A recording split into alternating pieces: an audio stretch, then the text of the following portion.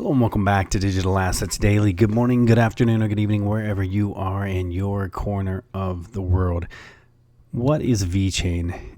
It is an article many people who follow this channel obviously will know probably like the back of their hand, but there are new investors involved in getting on board, and they've come on through Bitcoin, or now you can actually come on with XRP, with Coinbase, Bitrue, and with other exchanges like Binance or Binance.us.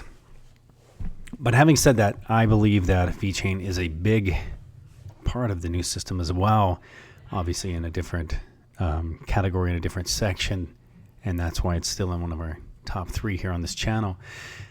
The ecosystem, even within a Vechain itself, has just been absolutely booming this year. If you are involved as well, you have for example, my favorite in the ecosystem outside of Vechain direct would be like Safe Haven, and it has just been a massive little boost this year. So getting into the article, for new investors, I believe Vechain will be massive beyond its partnerships, which we've discussed on this channel. But let's just quickly touch upon this and what's going to happen. I'm going to go lightly through this because I feel it's important for a new investor. I'm getting constant assets. What am I invested in, and what do I think would have a chance of surviving and being one of the top 1% of the digital assets out there? I believe Vechain has a great chance of being one of the top assets. Directly into Vechain's platform, created using blockchain technology and designed to improve existing supply chain management and oversight. The platform takes advantage of several elements of distributed ledger technology, DLT, to facilitate the process of origin confirmation and quality mark of a particular product. And Vechain is made up of 2 tokens. You have Vechain token, which is the VET, previously known as VEN, but when they increased the supply, it became VET. Vechain Energy is VTHOR, Vechain Thor token, or VTHOR, or VTHO. And VET is the cryptocurrency used in the Vechain network, whereas VTHO is the energy used to power the transactions. All right, now there's a lot here. I'm not going to go any further. Just wanted to touch upon that and basically include it in this, so you will have the link in the description below.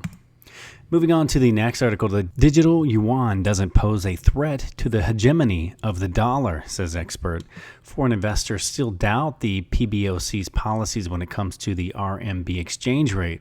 And Eswar Prasad, a professor of trade policy at Cornell University and a senior fellow at the Brookings Institution, believes that even though China's digital yuan will enhance the renminbi's role as the international payment currency, it will hardly put a dent in the US dollar status as the dominant currency.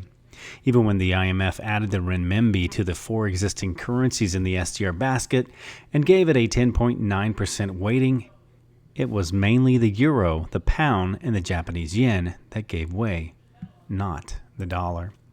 Also, too, if you've seen crypto Twitter exploding on the Flare, Spark, XRP, FXRP, XRPL, etc. It's pretty interesting to see what's going on here. I personally, again, I'm not going to go through the whole scenario, but I need more information. And then when they do have a date set, there's a 6-month date from that snapshot to claim your tokens. But the best thing to do is XRP Crow at Status has all of the information if you want to click on that.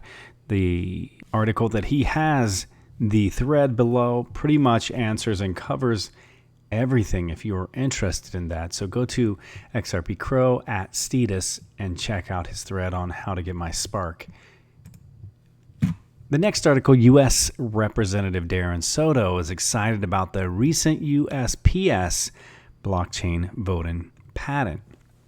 And it seems, if that is legitimate from the surface, so to speak, it seems that if they do that, there would be no more fraud in mail-in voting to basically lean the election in whichever direction the fraud is being pushed from. The United States Postal Service, or USPS, recently filed a patent for a mail-in voting system that utilizes blockchain and other technologies for verification.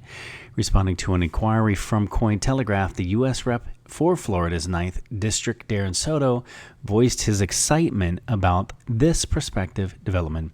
"I think it's a great idea," Soto told Cointelegraph, "and I'm really excited that the post office is working on this issue," he explained.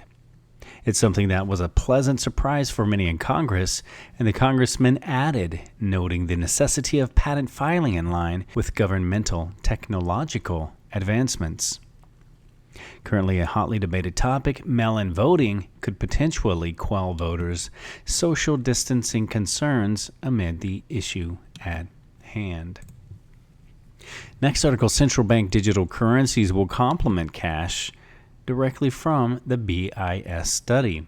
In its recent report, the Bank for International Settlements, BIS, examined the rise of central bank digital currencies, CBDCs, across different economies and said that its role would be intended as a complement to, not a replacement for, cash.